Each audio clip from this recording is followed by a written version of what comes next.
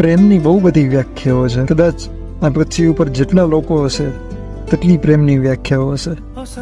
પણ મને લાગે છે કે કદાચ તમે આ પણ સાંભળી હશે, પણ મને લાગે છે કે તમને જેમના સાથે રહેવાની દિવસ આખો પૂરો થાય અને તમે થાકી ગયા હો અને જેમની સામે આવવાની તમને મજા આવે, મનને શાંતિ મળે, એમ કે ઘરમાં બેઠા હોય 4 જણો ને તેમ છતાંય કોઈ કલેશ ન હોય, મનમાં એક શાંતિ હોય, મોજ હોય.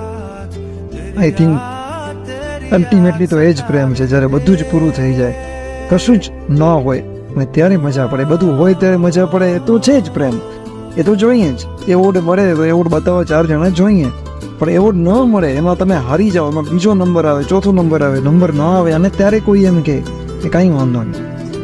12th ફેલની જેમ એ જે છોકરા સાથે રહી, એ પ્રેમ છે.